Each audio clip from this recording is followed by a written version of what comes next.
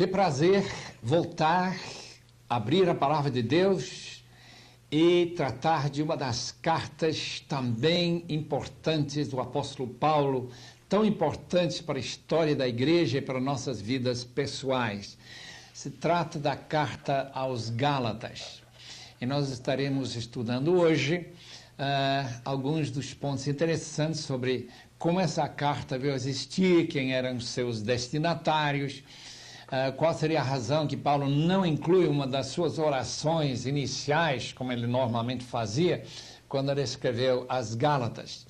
Esta carta não é muito longa, só tem 6 capítulos, mas é uma carta cheia de ensinamentos preciosos para nós.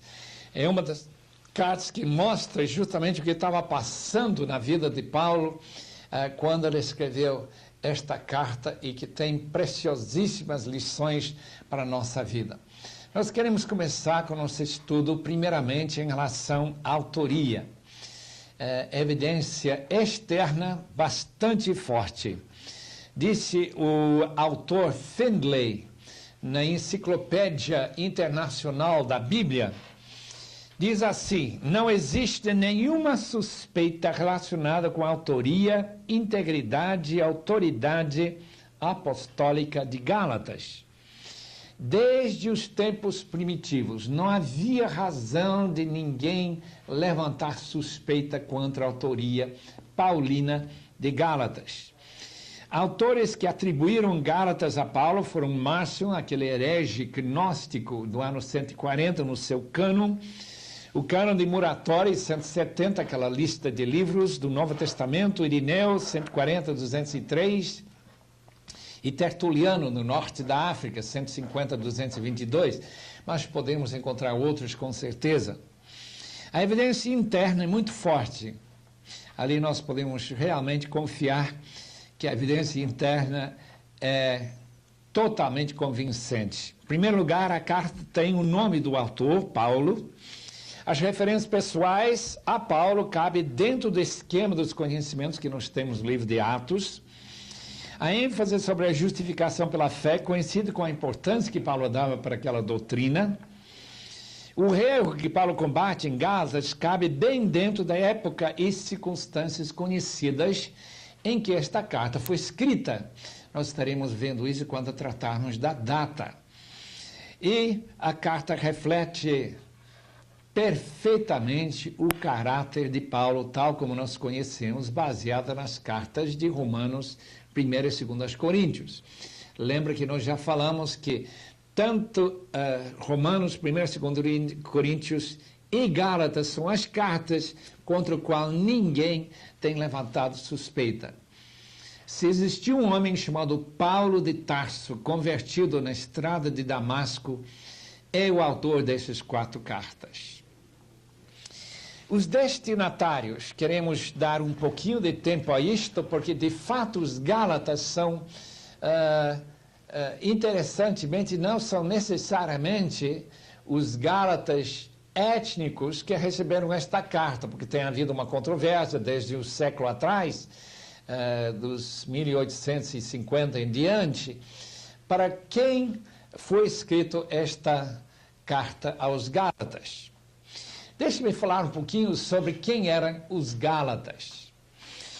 O nome Galácia, Gálatas, vem de alguns célticos que saíram da França, aquela região que hoje é França, 278 a 277 a.C., e emigraram até a região central da Turquia. Hoje chama Turquia, naquela época nós chamaríamos de Ásia Menor, com várias províncias romanas. Assim a região ganhou o nome de Gália ou Galácia. Cidades fundadas por aqueles emigrantes eram Pessino, Ancira, hoje é a capital moderna, fica nesse local, Ankara e Távio. Essas cidades que nós chamamos no norte da Galácia, porque mais tarde, quando o Império Romano, 25 anos antes de Cristo, veio a ser parte do Império Romano, a província dos Gálatas, ou da Galácia, incluía a região étnica no norte da província, como também várias regiões do sul, incluindo a Frígia, Licaônia, Pisídia e um pedaço de Ponto. A região onde moraram os gálatas étnicos, nós usamos a palavra étnicos para descrever aqueles que vieram e descenderam daqueles que 270 anos antes de Cristo saíram da França, daquela região da Gália, da França, que esses étnicos, segundo homens como Lightfoot, ele achava que Paulo tinha chegado lá, ainda que o livro de Atos não conta nada sobre a sua visita àquela região norte da Galácia, e teria evangelizado aquela região. Se os irmãos lembram, quando nós estudamos, ou talvez nem estudaram ainda a 1 de Pedro conosco, os irmãos lembram que uma das províncias para as quais 1 de Pedro foi escrito foi a Galácia. E provavelmente incluindo aquela região do norte, que estaria incluída com Bitínia e Ponto. Mas como Paulo nunca menciona a Galácia étnica, e como nós não temos nenhuma certeza no livro de Atos, nenhum espaço claro onde Paulo teria chegado naquela região, nós então chegamos à conclusão que é bem mais provável que Paulo teria escrito esta carta aos Gálatas, mas que não eram os Gálatas descendentes daqueles que vieram da Gália, na França, mas aqueles que estavam incluídos na província da Galácia, Frígia, Licaônia e Pisídia. Por que nós achamos isso, chamado Galácia do Sul? Achamos isso porque no livro de Gálatas, justamente na primeira viagem missionária, Paulo visitou e evangelizou aquela região. Dr. Sir William Ramsay, que foi o grande estudioso e arqueólogo que saiu para buscar e confirmar o livro de Atos, para mostrar, primeiramente, ele queria desmentir que Atos fosse de fato histórico. Depois ele descobriu que Atos era impressionantemente detalhado, segura na sua historicidade. Sir William Ramsay opinou que seria para o sul da província da Galácia que Paulo enviou sua carta. Por que ele achava isso? Nós vamos dar agora então 5 argumentos em favor disso. Primeiramente, Paulo usa termos políticos para designar outras regiões em suas cartas. Ele não usa a região étnica, isto é, onde o próprio povo está em vista. Segundo motivo, que nós achamos que esta carta foi escrita para a Frígia, aquelas cidades evangelizadas como Icônio, Listra e Derbe, aquelas cidades que foram incluídas naquela região da Galácia, dentro da província da Galácia. Atos relata que Paulo evangelizou essa região sul da Galácia, mas não menciona nenhuma vez uma viagem de Paulo para o norte da província, onde estariam os gálatas legítimos étnicos. Barnabé aparece em Gálatas como uma pessoa bem conhecida. Leiam capítulo 2 de Gálatas, versículos 1, 9 e 13. Mas se Paulo visitou o norte da província, Barnabé não estaria com ele, porque lembra-se que depois da primeira viagem missionária, Barnabé não acompanhava mais a Paulo. Então esse é um argumento muito forte. As igrejas da Galácia mencionadas em 1 Coríntios 16, 1 a 4, aparentemente são justamente as igrejas no sul da Galácia. Também podemos comparar 2 Timóteo 3 e versículo 11, onde Paulo menciona as cidades onde ele foi perseguido na primeira viagem missionária. O quinto argumento é o fato de que, aparentemente, a mais convincente data para a escrita de Gálatas é o ano 48 a 49. E se nós colocarmos essa data, podemos ter certeza que ela não foi escrita para o norte da província. porque nós não temos nenhuma possibilidade de Gálatas ter escrito pelo norte da província, quando Paulo não teria nem entrar na sua segunda viagem missionária, ou terceira. Ele só podia ter escrito Gálatas no ano 48, 49, se trata de escrever para aqueles irmãos ganhos na primeira viagem missionária. Vamos agora dar uma vista de relance sobre a data desta maravilhosa carta aos Gálatas. O famoso comentarista inglês J.B. Lightfoot pensa que Paulo escreveu da Macedônia ou da Grécia no ano 56, 57. Os irmãos vão lembrar que exatamente a data em que Paulo escreveu Romanos. E ele achava isso porque ele, comparando as duas cartas, Romanos e Gálatas, pensava que Romanos, 1 e 2 Coríntios e Gálatas teriam saído todos dentro de um ano ou dois, talvez dentro daquele período da vida de Paulo, em que ele escrevia mais as suas cartas. O Sir William Ramsay sugere a data de 53 entre a segunda e terceira viagens missionárias de Paulo. Teria sido escrito de Antioquia, na Síria. Theodor Ozan, o alemão evangélico, pensa que a carta foi escrita 51 a 52 de Corinto, durante a segunda viagem missionária, mas também requer que os destinatários fossem gálatas da província apenas e não gálatas étnicos. O famoso historiador da igreja, Adolfo Harnack, F.F. Bruce, e meu professor, Dr. Merrill Tenney, autor deste pequena introdução ao Novo Testamento, sua origem, sua análise, todos colocam a data de Gálatas em torno do ano 49. E a razão que eles dão essa data é porque eles não conseguem explicar como é que Paulo poderia ter omitido uma das suas viagens na sua lista de visitas a Jerusalém. Como é que ele poderia ter omitido uma das suas viagens a Jerusalém? Se ele está, de fato, contando todas as suas visitas à igreja-mãe em Jerusalém, então nós somos forçados a aceitar esta data mais antiga, a data 48 a 49, logo depois da primeira viagem missionária. Deixa-nos agora dar alguns argumentos em favor dessa posição, que eu também favoreço. Acho mais provável que Paulo escreveu Gálatas cerca do ano 48 a 49. Em primeiro lugar, versículo 6 do primeiro capítulo usa uma frase tão depressa. Interessante encontrar nesta frase tão depressa que os Gálatas não tinham assim mudado de opinião durante muito tempo. Admira que estejas passando tão depressa daquele que vos chamou da graça de Cristo para outro evangelho. Aconteceu de um dia para o outro, se usarmos literalmente aquela palavra tão depressa.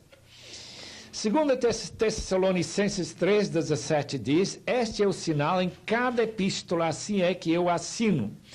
A única outra carta conhecida a não ser Gálatas seria a 1 Tessalonicenses. Que outra carta, se ele está pensando em mais de uma carta escrita para as igrejas? Então, comparando, segundo Tessalonicenses 3, nós temos que ter, me parece, pelo menos duas cartas. E se ele só tinha escrito uma carta, 1 Tessalonicenses, seria muito provável que ele está incluído também Gálatas naquela lista. Se Gálatas foi escrito depois do concílio de Jerusalém, que aconteceu em 48 ou 49 depois de Cristo, nós temos uma dificuldade imensa em saber por que Paulo não faz nenhuma referência ao que aconteceu naquele concílio, porque se trata do mesmo assunto, mesma argumentação que Paulo está apresentando em Gálatas. Então nós temos uma dificuldade imensa lá. se Gálatas foi escrito depois daquele concílio, por que não mencionar a carta que Paulo e Silas levaram para as igrejas da Galácia?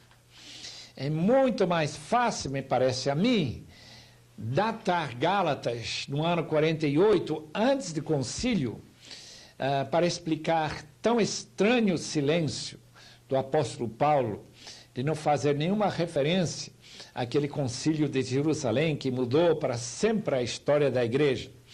Todas as outras sugestões criam problemas sérios para integrar os eventos de Atos com a carta aos Gálatas. Queremos agora falar um pouco sobre o propósito desta carta. É bem óbvio, né? O propósito era para defender o apostolado de Paulo. Há uma dificuldade da parte dos Gálatas por causa dos judaizantes, aqueles falsos mestres que penetraram dentro da igreja, começaram a minar o que Paulo tinha feito e pregaram outro evangelho. E Paulo, naturalmente, para responder isso, ele tem que defender seu apostolado. Ele também tem outro propósito nesta carta, que é combater aquela heresia legalista, judaizante, e promover a doutrina da salvação apenas pela fé e não por obras de lei. Em último lugar, é para combater esse legalismo e também antinomismo. Isto é, uma libertinagem que daria a opinião que se a gente não está mais guardando a lei, não está debaixo da lei, então a gente faz o que quer, quando quer e como quer, e se torna um grande pecador sem nenhuma preocupação de consciência. Paulo é muito contrário ao antinomismo, e nós veremos isso particularmente em capítulos 5 e 6 de Gálatas. Nós vamos gastar alguns instantes agora, portanto, estudando um esboço desta carta que tem seu tema a salvação unicamente pela fé e não pelas obras da lei. Primeiro, capítulos 1 e 2 tratam da vindicação pessoal da autoridade apostólica do apóstolo. Começando com o versículo 1 a 5, saudação e introdução, o caráter imutável e veredito do Evangelho de Paulo, versículos 6 a 10, a origem divina do Evangelho de Paulo, 11 a 24, o endosso do Evangelho de Paulo pelos líderes de Jerusalém, 2, 1 a 10. Quando Paulo foi para Jerusalém, os líderes da igreja realmente deram a mão para ele, para endossar a pregação do Evangelho tal como ele pregava. Depois, a segunda grande divisão da carta, capítulos 3 e 4, uma vindicação doutrinária. Primeiramente, o testemunho dos Gálatas. O fato é que o Espírito Santo operava milagres entre eles, que eles tinham realmente mudado de sua vida pagã para uma vida cristã. É o testemunho dos Gálatas, versículos 1 a 5. Depois tem a evidência da vida de Abrão, que se converteu apenas pela fé, crendo em Cristo, crendo em Deus. A evidência vindo da lei, versículos 10 a 14. Depois ele coloca a evidência vindo da aliança, feito entre Deus e o seu povo, versículos 15 a 18. Depois ele trata do propósito da lei, em capítulo 3, 19 a 4, 11. E depois, finalmente, nesta parte, a evidência da transferência das afeições, 4, 12 a 20.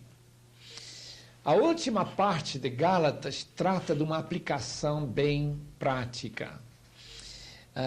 Capítulos 5 e 6. Liberdade, mas não libertinagem. Capítulo 5, versículo 1 a 15. Depois ele entra naquela discussão da luta entre carne e o espírito. Capítulo 5, versículo 16 a 26. Depois auxílio muito importante dentro da família da fé, que a pessoa deve ajudar um ao outro, carregar as cargas uns dos outros. 6, 1 a 10. E o último trecho, 6, 11 a 18, testemunho e encorajamento finais. Aqui temos, então, um esboço bem ligeiro sobre Gálatas. O que nós queremos tratar agora é um estudo sobre o conteúdo desta maravilhosa carta e algumas peculiaridades, algumas coisas que não são normais nas cartas de Paulo ou nenhum outro livro. Por exemplo, nós encontramos, em primeiro lugar, que Paulo omite a sua oração costumeira. Lê em Efésios, lê em Filipenses, lê em Tessalonicenses, ele lembra dos seus irmãos em oração, mas não aos Gálatas. Aparentemente, a razão é que Paulo estava tão preocupado com esta mudança de atitude, deles abandonarem a fé em Cristo para voltarem para se tornar uma espécie de judeu cristão, com uma ênfase bem baixa no cristianismo, uma ênfase muito alta no judaísmo, preocupava Paulo demais.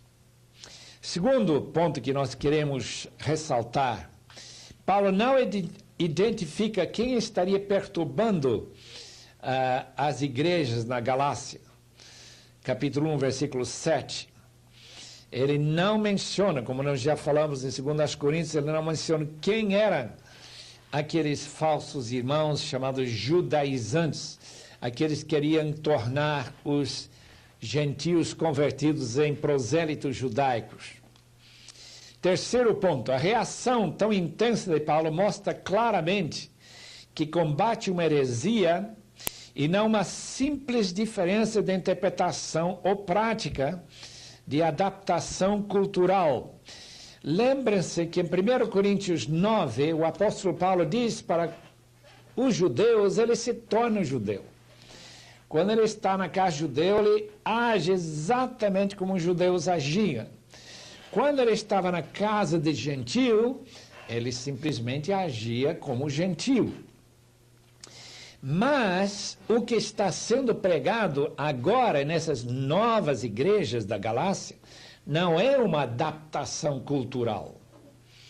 Paulo claramente refere a um outro evangelho, um evangelho tão pernicioso que se os Gálatas aceitarem esse evangelho, eles perderiam a salvação que eles supostamente teriam.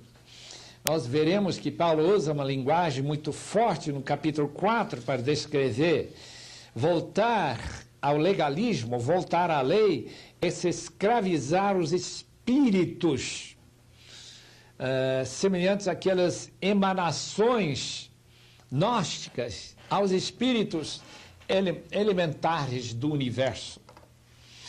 Paulo chega a dizer que mesmo que um anjo vindo do céu, que venha pregar um outro evangelho do que eles tinham recebido e ouvido da boca do apóstolo Paulo, que esse anjo deveria ser amaldiçoado. O interessante é Paulo colocar essa possibilidade de um anjo cair e trazer um evangelho diferente do evangelho que eles receberam. Está no versículo 8 do primeiro capítulo. Mas ainda que nós, o mesmo anjo vindo do céu, vos pregue evangelho que vai além do que vos temos pregado, seja amaldiçoado. A palavra anátema significa, em grego, amaldiçoado, lançado no inferno. Nós encontramos em 2 Tessalonicenses, capítulo 2, que havia possíveis espíritos trazendo mensagens através de profetas, espíritos angelicais, que falavam uma coisa que não era bem certo. Lembrando-nos, como 1 Coríntios também nos lembra, especialmente capítulo 14, que a autoridade apostólica sempre fica acima de qualquer ensinamento de revelação profética de uma pessoa dentro da igreja. Um anjo que fala através de um profeta pode errar. Pelo menos a mensagem pode ser errada, por isso que Paulo usa esta linguagem tão forte. E não necessariamente que o próprio anjo poderia cair novamente, nós não sabemos se anjos ainda dá para cair.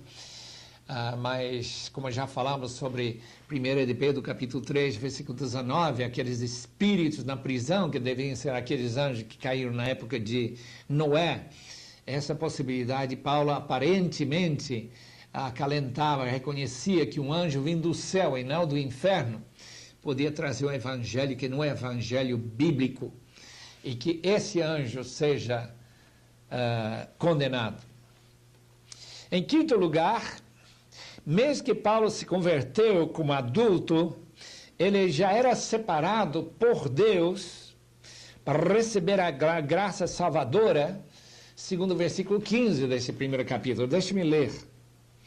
O versículo diz assim: quando, porém, ao que me separou antes de eu nascer e me chamou pela sua graça, aprove revelar seu Filho em mim, quando Paulo já era adulto. Então nós percebemos que Deus tem uma mão muito forte, uma soberania determinista, envolvendo-se com nossa salvação. Graças a Deus, eu nasci no lar cristão, e que Deus já me separou antes de eu nascer, quando a minha mãe estava orando a meu respeito, para poder um dia ter este privilégio que estou tendo, de abrir a palavra de Deus junto com estes amados alunos. Então, meu querido amigo que foi salvo talvez muito depois de chegar a ser adulto e não teve a graça de conhecer a Cristo ainda como criancinha, não precisa se preocupar. Paulo também passou por isso, mas ele também reconheceu que Deus já tinha separado ele antes de ele nascer, uma linguagem semelhante àquela que nós encontramos em Jeremias, primeiro capítulo. Número 6. Depois da conversão, Paulo passou 3 anos no deserto, na região perto de Damasco, versículos 17 e 18. É bem interessante encontrar Paulo fazendo essa referência aos 3 anos que ele passou lá. Quando o judeu usava a frase 1 ano, ou 2 anos, 3 anos, ele estava usando uma ideia não bem como nós pensamos. Qualquer parte de 1 ano era para o judeu 1 ano, ele não dizia que 1 ano era completo. Portanto, 3 anos poderia ter sido um período muito menor do que 3 anos completos. Nós reconhecemos isso quando falamos da ressurreição de Cristo depois de 3 dias no túmulo. De fato, não foram 3 dias. Então, nós não sabemos se Paulo de fato passou 3 anos inteiros ou não, lá no deserto, ao redor de Damasco, naquela região governada por Aretas. Nós sabemos que Paulo esteve em Damasco há algum tempo por causa do livro de Atos, capítulo 9, mas nós não sabemos quanto tempo, e Gálatas diz 3 anos, versículo 17 e 18, o primeiro capítulo. O que Paulo fazia no deserto naquele tempo? Eu acho que ele estava passando um tempo semelhante àqueles que se separam da humanidade para oração, para pensar nas mudanças, para ler o texto bíblico. Paulo conhecia muito bem as Escrituras, por ter estudado assim quase tempo integral as Escrituras aos pés de Gamaliel. Mas nós devemos lembrar que Paulo também não tinha estudado o ensinamento de Jesus. Ele precisava então conhecer como integrar o que nosso Senhor Jesus trouxe de ensinamento, junto com aquele que ele tinha já conhecido como judeu, fariseu dos fariseus, e alguns fariseus gastaram até 8 horas por dia estudando a palavra de Deus. Então nós gostaríamos de fazer esta sugestão, que aquele período, e a Bíblia não fala sobre aquilo que Paulo fez ou fazia durante aquele período, mas foi um período para ele estar preparando-se com seu pensamento para seguir e pregar o evangelho da graça do Senhor Jesus Cristo. Talvez foi durante aquele tempo que ele reconheceu a importância de Abacuque 2 e esse texto de Gênesis 15, versículo 6, sobre a fé de Abraão e a salvação de Abraão antes da lei ser dada. Essa teologia antilegalista, naqueles anos que ele passou no deserto lá. Quando chegamos ao começo do capítulo 2, o apóstolo menciona 14 anos depois, subir outra vez a Jerusalém com Barnabé. 14 anos depois, levando também a Tito, subi em obediência a uma revelação. Ele expôs o evangelho que prego entre os gentios, mas em particular aos que pareciam de maior influência. Ele está falando daqueles discípulos, apóstolos, João e Pedro e Tiago, irmão de Jesus, que já estava na liderança da igreja em Jerusalém, aqueles pilares da igreja. Qual foi essa visita 14 anos depois? Se nós olharmos no capítulo 11 de Atos, descobrimos o que eu acho a melhor possibilidade para nós identificarmos que visita foi essa, em relação à revelação. Capítulo 11, versículo 27 de Atos diz assim: Naqueles dias desceram alguns profetas de Jerusalém para Antioquia, e apresentando-se um deles, chamado Ágabo, dava a entender pelo Espírito que estavam para vir grande fome para todo o mundo, a qual sobreveio nos dias de Cláudio. Os discípulos, cada um conforme as suas posses, resolveram enviar socorro aos irmãos que moravam na Judeia, o que eles com efeito fizeram, enviando aos presbíteros por intermédio de Barnabé e de Saulo. Paulo não teria esquecido aquela viagem. Eu acho que a melhor interpretação, diferentemente daqueles que outros que acham que Paulo teria esquecido aquela viagem, que ele está incluindo aquela viagem em capítulo 2. Se de fato isso foi 14 anos depois, deve incluir aqueles 3 anos que ele passou no deserto de Damasco. Isso colocaria então uma data mais ou menos segura para nós colocarmos a conversão do apóstolo Paulo. Porque nós sabemos que esta visita a Jerusalém teria ocorrido no ano 48 ou 49. 48, aquela fome. Então nós podemos já identificar a conversão de Paulo cerca do ano 31, 32, 33 e 34. Tem alguns que colocam até 35, naquele período que Paulo se converteu. Quando que Jesus foi crucificado? Provavelmente no ano 30, no mês de abril. Então, se ele se converteu apenas um ano depois, seria o ano 31, ou 2 anos depois, ou 3 anos depois, nós não temos muita certeza. De qualquer forma, 14 anos depois. Agora, se esses 14 anos são depois daqueles 3 anos, nós teríamos então que colocar a data de conversão de Paulo cerca do ano 31 ou 32. Lembrando que pedaços de um ano também contam como ano, como se fosse um ano inteiro. Muito bem. Isso então seria depois da primeira viagem missionária, que deve ter começado lá para o ano 45 ou 44. E Paulo estaria então indo para aquela região da Galácia, onde aqueles gálatas se converteram e que tão depressa agora estão procurando uma outra interpretação, outra maneira de viver. Agora, número 8. Sabemos que em Jerusalém houve pressão para Paulo mudar sua doutrina para incluir a guarda da lei. Sabemos dessa pressão porque Paulo menciona no versículo 4 que, contudo, nem mesmo Tito, que estava comigo, sendo grego, foi constrangido a circuncidar-se. E isto por causa dos falsos irmãos que se entremeteram com o fim de espreitar a nossa liberdade que temos em Cristo Jesus e reduzir-nos à escravidão. reduzir Paulo e os irmãos da Galácia para a escravidão. Quando Paulo chegou em Jerusalém, então, por ele ter sido um ex-fariseu tão zeloso pela lei, com certeza, talvez aqueles irmãos lá em Jerusalém quiseram pressionar o apóstolo Paulo a mudar sua mensagem e a unir-se a eles para levar os gentios a se tornarem prosélitos, a se tornar circuncidados, a se fazer parte do seu partido da circuncisão.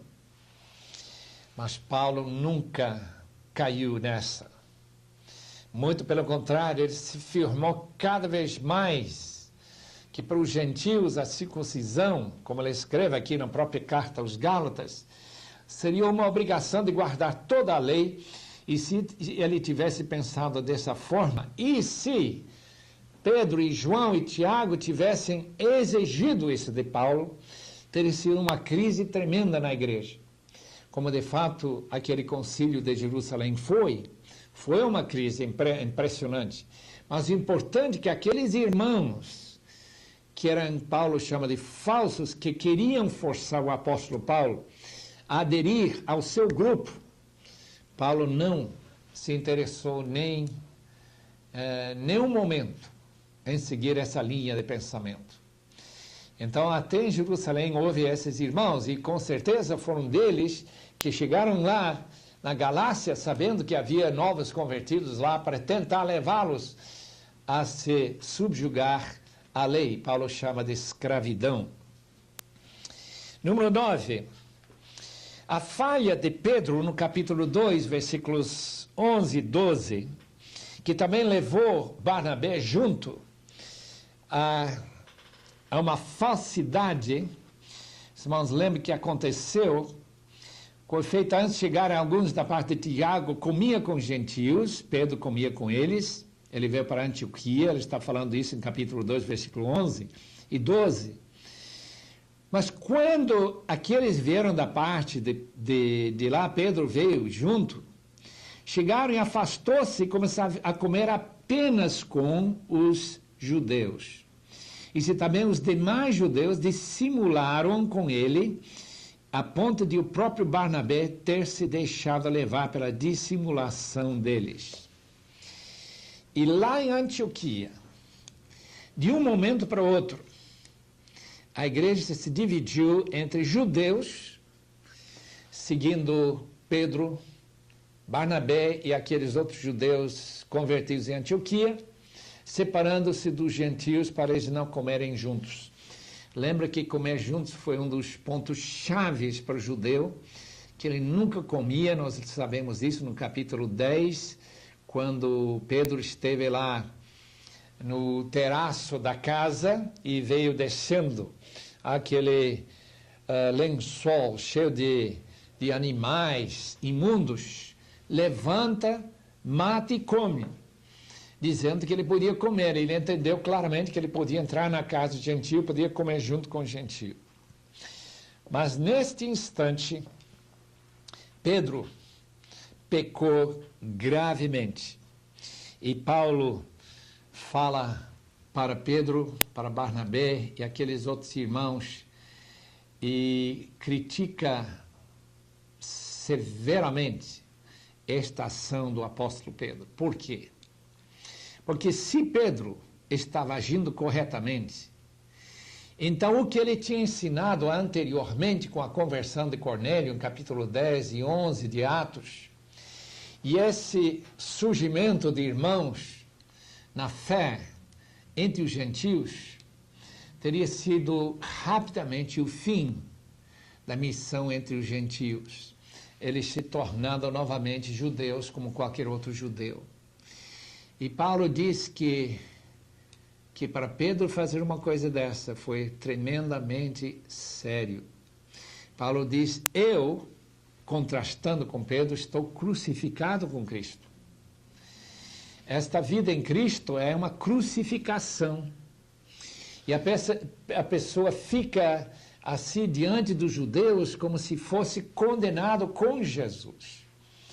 E Pedro, por alguma razão, e Barnabé também, ficando convencido temporariamente, a dissimular-se e cair naquele engano satânico. Paulo diz: eu estou crucificado com Cristo, não vivo mais eu. A minha vida é uma vida que chegou ao seu fim quando eu recebi o Senhor Jesus. Não está tratando de uma pessoa não pecar, como alguns têm achado, mas é uma descrição da nova vida em Cristo. A quem está crucificado com Cristo está separado para sofrer a ignomínia que Cristo sofreu e ser condenado pelos judeus como Jesus foi condenado. Ele foi crucificado por causa da condenação que os judeus queriam que Pilatos levasse. E Paulo sentiu justamente de todo lugar que ele ia essa condenação. Ele sabia, se ele se separasse dos gentios, essa condenação desapareceria imediatamente. Ele passaria a ser tranquilamente aceito em qualquer cidade, nunca haverá mais perseguição, porque os gentios não perseguiam o apóstolo Paulo, eram judeus. E por isso que ele condenou o grande apóstolo Pedro para esse erro tão grave. Ser crucificado, então, número 10, com Cristo, não quer dizer que Paulo literalmente faleceu. Obviamente não. E que sua natureza pecaminosa já não existe mais. Não é isso que ele está querendo dizer. Ele está falando de identificação. Ele está identificado com Cristo crucificado. E, portanto, vai ser perseguido e vai ser alvo de intenções dos judeus para matá-lo. Quantas vezes nós lembramos quando ele esteve em Jerusalém, nessa última visita que ele fez a Jerusalém, capítulo 21 e 22 de Atos, que 40 judeus fizeram um juramento que eles não comeriam nada até ver o apóstolo morto. Isso que quer significar ser crucificado com Cristo, identificação com Cristo. E não quer dizer nada sobre a nossa natureza pecaminosa ter morrido, como alguns estão interpretando, inclusive, no próprio Brasil. Número 11. A lei nunca foi concedida para salvar pecadores. Moisés não recebeu a lei para que a gente, guardando essa lei, pudesse, desta forma, ser salvo. Não, capítulo 3, versículos 6 a 18, explica que a razão da lei, que foi dada bem depois de Abraão, indicaria que Abraão não podia ter sido salvo, quando de fato, claramente, o próprio texto de Gênesis diz que a sua fé, crendo em Deus, foi a ser atribuído para ele como justiça. Portanto, a justiça de Cristo é nossa pela fé, e não por ter guardado a lei. A lei não foi dada para nós salvarmos, por intermédio da guarda dessa lei. Número 12. O ministério dos anjos na transmissão da lei para Moisés é afirmado por Paulo em 3,19.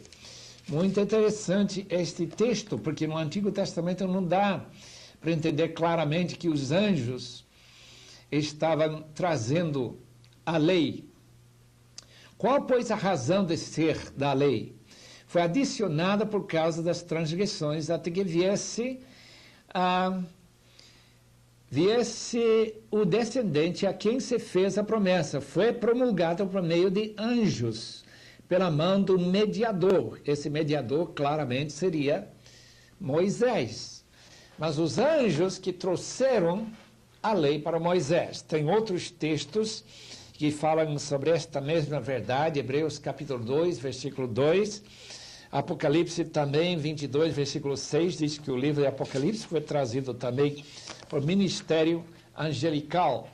Isto é, profecia, e até a própria palavra de Deus, que tem sua inspiração na mente de Deus e no Espírito Santo, pode ser trazido para o autor humano através de um ministério angelical. Número 13. O propósito da lei foi mostrar o pecado e conduzir os pecadores convictos a Cristo para receber a salvação. 3:24. De maneira que a lei nos serviu de aio para nos conduzir a Cristo, a fim de que fôssemos justificados pela fé. O que a lei faz, então, é a mesma coisa que nossa consciência faz. Traz aquele sentimento de culpa, que nós estamos errados, que nós não temos feito o que Deus manda. Paulo descreve isso claramente também em Romanos capítulo 7. Então a lei serve de aio para levar-nos a Cristo, mas nunca como meio pelo qual, uma ponte para chegarmos a Deus. O único caminho para Deus é a verdade, que é Jesus Cristo, nosso Senhor e Salvador, que morreu em nosso lugar para trazer-nos a salvação. A unidade da igreja cruza, segundo o capítulo 3, versículo 28, todas as divisões raciais, de homem e mulher, de cultura, de status na vida e assim por diante. Quando alguém está em Cristo, ele perde a importância de todas aquelas outras coisas e ganha a importância que ele está inserido dentro do corpo, dentro desta graciosa família de Cristo. Desta arte não pode haver judeu, nem grego, nem escravo, nem liberto, nem homem, nem mulher, porque todos vós sois um em Cristo Jesus. Somos um, graças a Deus por isso. Paulo usa duas figuras para descrever a vida do judeu, que depende da lei para sua salvação. Primeiramente, ele usa a figura de uma criança menor, que depende de uma babá para levar-se pela mão, ou por um aio, uma pessoa que leva ele como ajudante, para levá-lo até a escola e para dirigir sua própria vida, sujeito a tutores que ordenam sua vida. Em segundo lugar, ele usa a palavra escravo. A lei escraviza. Mesmo estando em casa com o dono da casa, o escravo não tem os privilégios, os direitos. Então, Paulo diz, quem está debaixo da lei está escravizado, ou é como a criança menor. E ele então descreve que a razão da lei foi para que a criança possa ser criada durante aqueles séculos antes da vinda de Cristo. Mas com a vinda de Cristo, é como se a igreja passe agora a ser adulta e poder então ter a liberdade em Cristo. O Espírito de Cristo é que garante nossa filiação, que nós não somos mais escravos, diz capítulo 4, versículo 1 até 6. Ser sujeito à lei significa que a pessoa se torne uma espécie de envolvimento com espíritos. A palavra aqui é muito sério para quem está assim interessado em guardar a lei judaica, por obrigação. Veja como Paulo escreve no capítulo 4, versículo 9, ou melhor, 8 e 9. Outrora, porém, não conhecendo a Deus, servias a deuses que por natureza não são. Mas agora que conheceis a Deus, ou antes sendo conhecido por Deus, como estáis voltando outra vez aos toiheia, traduzida nessa versão, rudimentos fracos e pobres, das quais de novo quereis ainda escravizar-vos, guardais dias, meses, tempos, anos, recebo que os tenho trabalhado em vão. Aquele envolvimento, através de guardar dias, através de novamente cair debaixo daquela lei, de guardar as festas e guardar o sábado, tudo isso, é justamente se envolver com aqueles rudimentos, toiheia, que possivelmente deve ser traduzido espíritos rudimentares. Isso dá para entender porque Paulo usa a palavra novamente. Antes eles estavam sujeitos àqueles espíritos através da sua idolatria. Agora, voltando para o legalismo, estariam se sujeitando novamente a esses espíritos rudimentares. É um caso muito sério e perigoso. Paulo menciona 4,14 uma enfermidade na sua carne. Qual teria sido essa enfermidade? Tem muita especulação, nós não temos assim muita certeza, mas alguns acham que era o problema de olhos. Nós encontramos Paulo dizendo no último capítulo que ele escreve com grandes letras. Mas pode haver duas razões. Talvez Paulo não tinha muita prática na escrita, por isso que ele usava um secretário chamado amanuense. Mas também pode ser que ele tinha um problema de falta de olhos.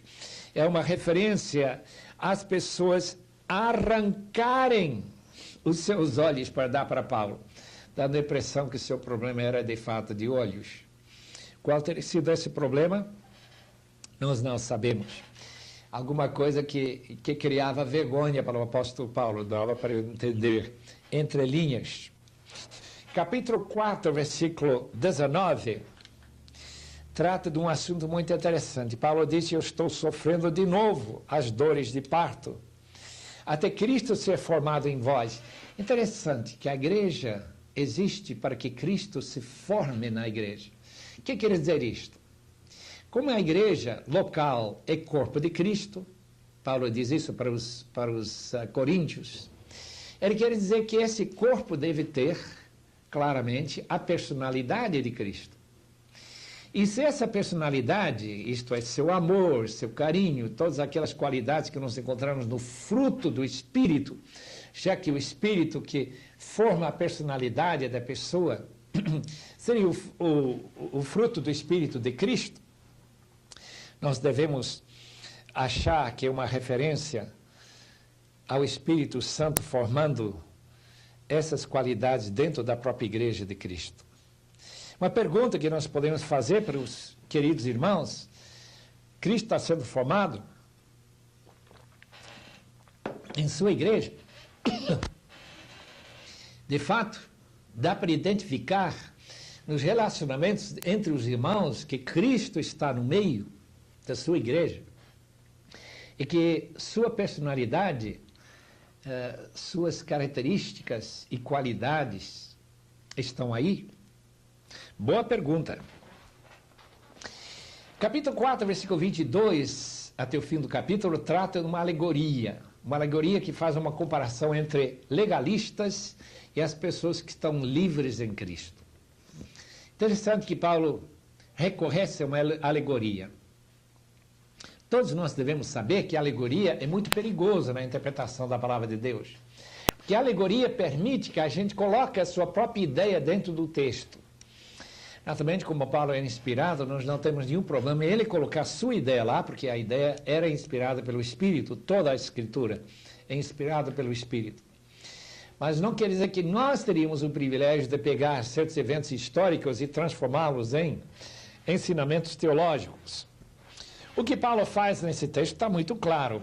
Está comparando Jerusalém aqui na terra e Agar, a escrava que trabalhava na casa de Abrão e Sara, e contrastando com Abrão e Sara e seu filho Isaque, filho da promessa, contrastado com Ismael, que era filho da escrava. E esse contraste coloca muito bem para ilustrar, e essa é a razão que Paulo usou essa alegoria, para ilustrar a diferença entre o cristão que tem essa liberdade em Cristo e aqueles judaizantes que queriam levar as igrejas da Galácia a se conformarem com a lei mosaica.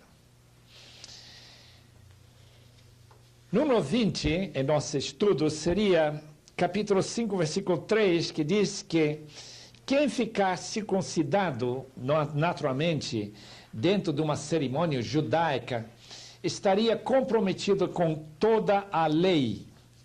Ele não teria possibilidade de escapar. O que Paulo queria dizer é que a circuncisão seria para um gentio, nestas circunstâncias, seria mais ou menos colocar-se dentro do judaísmo como se fosse um judeu. Isso faz parte, naturalmente, da maneira que os judeus pensavam em uma pessoa que se circuncidava, que se batizava, que prometia guardar a lei, se tornava um filho de Abrão, e que ele seria realmente como prosélito, um judeu completo. É justamente isso que Paulo não quer que aconteça com os crentes lá na Galácia, e nenhum crente.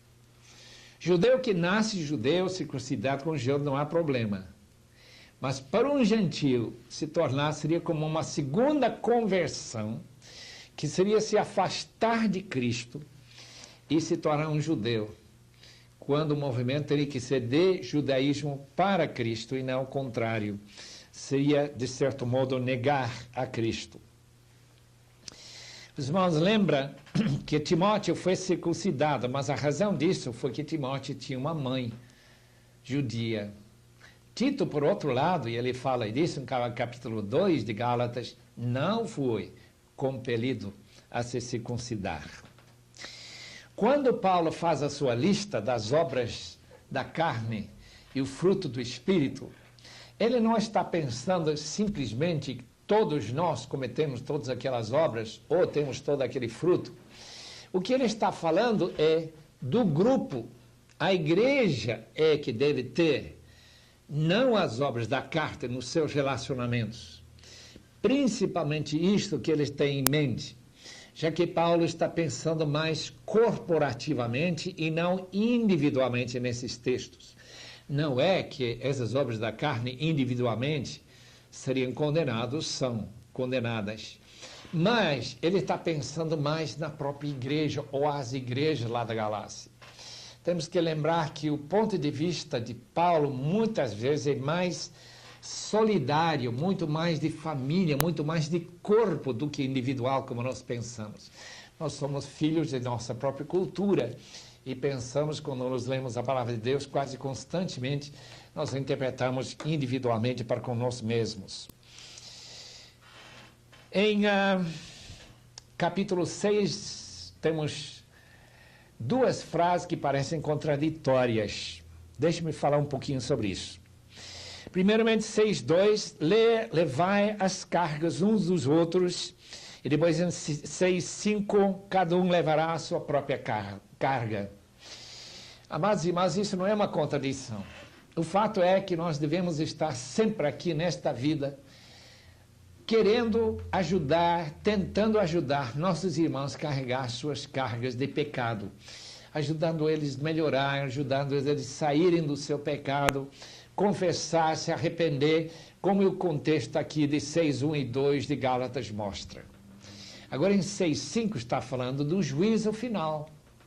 Lá todo mundo será individualmente condenado, ou será perdoado, ou reconhecido perdoado diante de Cristo. Ele carregará, ele se apresentará dando contas de si mesmo, não mais podendo culpar outra pessoa que não me ajudou a carregar essa carta. Então são duas épocas na vida, uma aqui nessa terra, outra depois de nós chegarmos diante do tribunal de Cristo. Última coisa que eu gostaria de mencionar são as marcas de Cristo que Paulo menciona no capítulo 6. Já no fim, ele diz, eu tenho as marcas de Cristo. O que são as marcas? São justamente as cicatrizes que Paulo tinha depois de ser apedrejado e açoitado tantas vezes. Será que nós temos alguma marca de Cristo? Ela também tem marcas invisíveis de Cristo na maneira que a gente tem, nas suas atitudes que Cristo vive em nós. Mas Paulo também tinha marcas no seu corpo. Ele quer deixar muito claro que seu relacionamento com Cristo levou ele a um compromisso total até a própria morte. Que nós sejamos também tão comprometidos com o Senhor Jesus até este ponto ali. Eu quero mencionar, como sempre, alguns livros que podem ajudar no seu estudo. Temos aqui uns livros muito cheios de estudos sobre Gálatas, Vida e Carta de Paulo, baseado no livro de Gálatas. A Vida e Carta de Paulo são 5 volumes, 3 cursos que tratam sobre a vida de Paulo. Gostaria de mencionar o Panorama do Novo Testamento do Dr. Roberto Gundry, que podem ser uma ajuda também no seu estudo no livro de Gálatas. Temos o Novo Dicionário da Bíblia, que vão dar muita ajuda para quem vai estudar o livro de Gálatas, porque tem várias coisas que vão ser explicadas, a vida de Paulo, daqueles indivíduos da carta. Nós temos um livro que já está esgotado, né? Que chama de Gálatas, Carta da Liberdade Cristã, do Dr. Merrill Tenney, o mesmo autor deste livro, com quem eu estudei a Carta aos Gálatas. Foi uma bênção muito grande durante 2 semanas de intensivo, lá há mais de 40 anos atrás. Dr. Merrill Tenney tem esse livro muito interessante sobre o livro de Gálatas. Temos novo comentário da Bíblia. E gostaria de mencionar um pequeno livro que eu escrevi sobre este assunto, chamado Lei, Graça e Santificação, justamente o tema de Gálatas. Então, os queridos irmãos que querem se aprofundar mais, procurando o manual bíblico, novo comentário da Bíblia, qualquer fonte, talvez venha ajudar-lhe a entender mais esta maravilhosa carta e poder ensinar essa carta para os outros que estão talvez sendo abalados com essa sugestão que a gente não está guardando o sábado, não está guardando festas judaicas, não está fazendo outras coisas que a Bíblia manda, isto é, no Antigo Testamento. Gálatas é a solução para esse problema. Que Deus os abençoe ricamente.